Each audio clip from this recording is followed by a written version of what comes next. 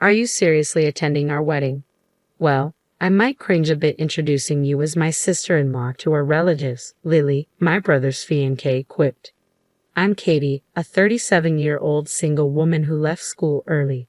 I don't hide my dropout status or my solo life at this stage. Actually, I embrace it, knowing it's led me to a fulfilling life with my beloved family. Since I can remember, my family has known poverty and the absence of a father figure. My mother, unmarried, raised me and my younger brother, Georgie, just 2 years my junior. Despite her tireless efforts, providing for 2 children meant we were always on the brink of financial struggle. Occasionally, a relative would offer assistance, but my mother would politely decline, saying, "Only when we're truly desperate, please." When I questioned her refusal, she'd respond, "Accepting might upset his wife." Yet truthfully, there were times I wished she had accepted the help. Georgie was an exceptional child, consistently ranking at the top of his class in elementary school. As his proud older sister, I envisioned a bright future for him. His teacher even suggested him for a prestigious school, but finances barred that path. Instead, he settled for a less-than-ideal institution, leaving me feeling helpless. Determined to support him, I made the bold decision to leave school and enter the workforce. Truthfully, academics never held much appeal for me. While job opportunities for dropouts were scarce and poorly compensated, I found myself in a modest office position. When the business owner retired and recommended me to a reputable company, my fortunes changed. With diligence, I climbed the ranks, earning a managerial role by age 35 with a salary matching that of college graduates. Yet my brother's fiancée, Lily, appears disapproving of my dropout status, particularly since my brother Georgie, now a graduate of a prestigious university, thrives as a salesman at ABC Trading, a top-tier company. Whether it's my single eyelid or my demeanor, Lily seemed to peg me as a failed dropout from our first encounter. I was taken aback when Georgie disclosed Lily's query, "Is your sister, like, some sort of troublemaker?" Despite Lily's striking appearance and her father's position as a director at ABC Trading, where Georgie works, her character is questionable at best. During one visit to our home, Lily was so repulsed by our dilapidated apartment that she refused to step inside, lamenting, despite dressing up nicely, "I'm getting dirtied." She felt ashamed that her boyfriend, under her father's authority as department head, commuted from such humble surroundings. Consequently, she arranged for Georgie to move into family housing, leveraging her father's influence. She absurdly insisted it was for their future marriage, but there was a catch. Outsiders were barred from entering, even close relatives needing permission for each visit. When I quipped about missing out on seeing their wedded bliss, Lily's mother acily retorted, "That's precisely why they're in family housing." Furthermore, Lily displayed rudeness towards my mother during her visit to our home. Whispering in a tone Georgie couldn't catch, she remarked, "Since your mother-in-law was poor, Georgie will be stuck repaying his student loans even after marriage. Don't parents usually cover tuition?" Her gaze bore into my mother. The truth was, both my mother and I had diligently saved for Georgie's education, but he insisted on handling it himself. It revealed the challenging personalities of Lily and her mother, a trait Georgie recognized due to their pretentious airs reminiscent of celebrities. I've desired my mother's relocation to the company housing, yet Lily claims that siblings of the husband aren't eligible. This leaves my sister-in-law isolated, a distressing prospect. When I mentioned my scholarship graduation, Lily's mother chimed in, "You're eager to ease your mother's burden, aren't you?" Such a thoughtful and wonderful person. She happily extolled Lily and her family's virtues. Well, if the couple is happy together, there's no reason for us to criticize them, so we kept our opinions to ourselves. However, that turned out to be a mistake. Lily and her family began to ostracize me and my mother, particularly me. "Sister-in-law, are you planning to attend the wedding?" With Georgie's wedding just 2 weeks away, Lily suddenly reached out to me. Of course, he's my only brother, but the venue is quite extravagant, with around 150 guests expected. It seems they've even invited the president and managing director of ABC Corporation, along with other VIPs, considering the marriage between the department head's daughter and the promising Georgie. Concerned about the attire, I asked if they had a dress code. Lily responded, "I think everyone would feel uncomfortable if there's one sister-in-law who looks less well off." "What do you mean less well off? What do you mean less well off?" "Well, I plan to wear a formal outfit. Your idea of formal is probably a catalog suit worth about 10,000 yen, right? It's awkward to stand out among people wearing high-end brands, Lily judged, deeming me of lower status. To be honest, I'd rather you didn't attend our wedding. Frustrated by Lily's insinuation that those of modest means weren't welcome, I confronted her. What about my mother then? She doesn't own any high-end brand clothes either. I understand, but I can't exclude Georgie, who is valued by the company, and I'd prefer not to be embarrassed by the appearance of myself or my family. So we'll arrange attire for your mother. Lily's words left me deeply upset, though I understood the importance of dressing appropriately for an event attended by individuals from prestigious companies. I tried to see her directive as a gesture of concern to spare my mother any embarrassment at Georgie's significant occasion. However, her next statement caught me off guard. Naturally, you'll need to purchase that dress.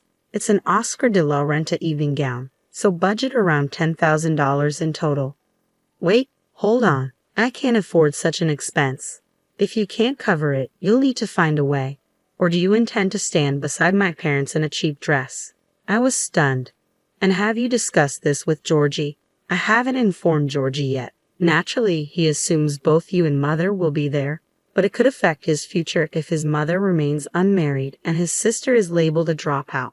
Well, I believe nowadays being from a family with single mothers or dropouts doesn't hinder someone's career. Refusing to succumb to Lily's biases, I declared, regardless, it's my brother's wedding, so both mother and I will attend.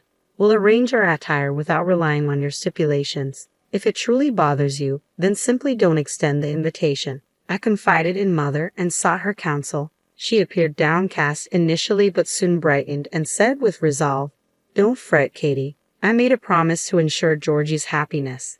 Leave it to me." With that, she dialed a number, eventually revealing something astonishing. The wedding day arrived, and a solemn ceremony unfolded in the chapel. Initially, I debated whether to inform Georgie about Lily's remarks, but ultimately, I entrusted everything to mother and kept quiet. Yet Georgie's demeanor appeared tense. Was it mere nerves, or had mother divulged something to him? Following the ceremony, I was taken aback when I glanced at the seating arrangement in the reception hall. Mother's name was the sole entry in the family section, and I found no seat allocated for me. Wait, no seat for me. Despite confirming my attendance, it seemed they were deliberately sidelining me from the reception. Just then, Lily's parents arrived, casting a disdainful glance in my direction. I can't fathom why you didn't grasp Lily's hint to skip the reception. We tolerated your presence at the ceremony out of obligation, but we refuse to have your poverty on display at the reception. Leave, dropout sister. Like mother, like daughter. Very well, I'll leave. With a heavy heart, I walked away from Lily's parents, who smirked smugly. To my surprise, standing nearby was Mr. Ashcroft, the CEO of Nikamimi Corporation, a prominent company and a business associate of Lily's father, alongside Georgie. Mr. Ashcroft, thank you for coming. Georgie greeted him warmly. Katie, you're causing a disturbance. My apologies, Mr. Ashcroft. We were simply addressing an uninvited guest, Lily's father interjected. Mr. Ashcroft then intervened. If you're adamant about removing Katie, then I, as her father, will also excuse myself from the reception. Huh? Father, what are you saying? They exchanged bewildered looks, struggling to comprehend Mr. Ashcroft's unexpected declaration. Katie is indeed my daughter, Mr. Ashcroft affirmed. It emerged that he and mother had been involved in their 20s. At the time, Mr. Ashcroft was an executive poised to become CEO, while mother, orphaned in an accident, faced solitude. Their relationship encountered initial resistance.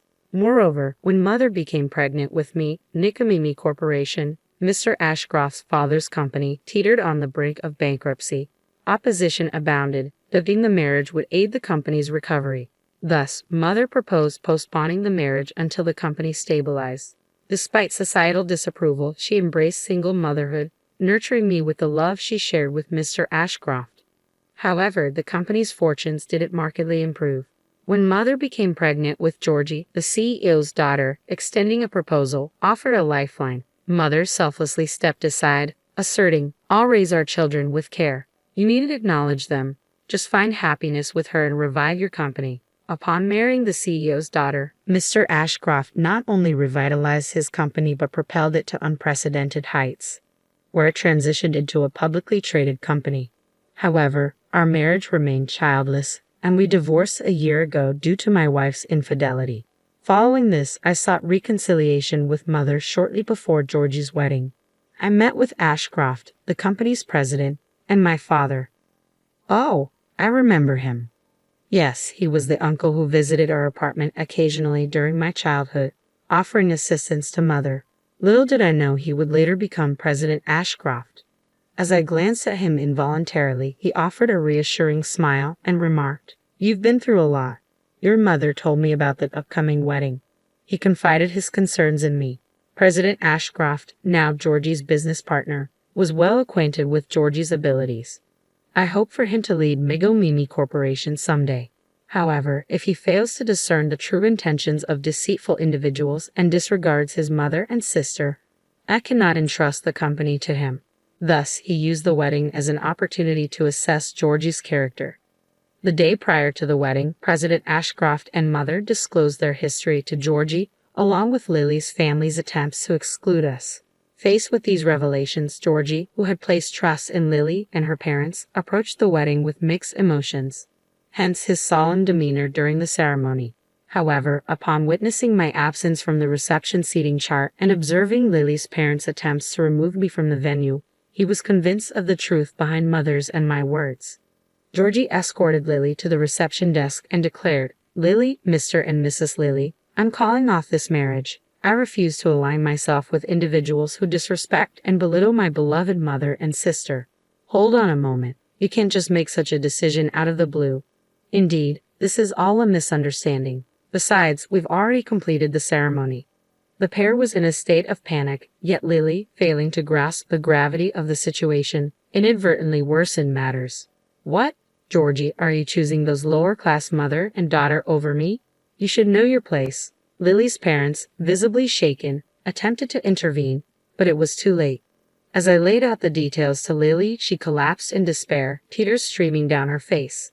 President Ashcroft's remark, "We may need to reconsider our business ties with your company," drove Lily's parents to tears as they offered profuse apologies. The entire reception witnessed this exchange, leading to its abrupt cancellation. Georgie severed all connections with Lily, refraining from filing the marriage paperwork. Subsequently, I received a furious phone call from Lily. "You ruined my chances with Georgie. I'll be sending you a bill for damages and venue cancellation fees." In response, I calmly stated, "Is that so? In that case, I'll be taking legal action for defamation." Everyone at the reception heard the derogatory remarks from you and your parents. With that, she fell silent. Moreover, I disclosed how Lily's father had been stripped of his authority over transactions with Mimi Corporation, demoted, and sidelined. "Perhaps I should inform your father that Lily threatened me. This could lead Mimi Corporation to cease all dealings with ABC Trading. Wouldn't your father likely lose his job?" Disregarding Lily's tearful pleas, I ended the call from my end. It felt like justice served. Georgie, who had terminated his engagement with Lily, subsequently joined Mimi Corporation and appears determined to climb the ranks, aiming to become his father's trusted confidant. Mother and father are preparing for their wedding soon. Mother feels bashful about marrying at her age, but her joy shines through as we select her wedding gown together. While I've been focused on my career thus far, I've begun to entertain the idea that one day I too may walk down the aisle in a mother's wedding dress.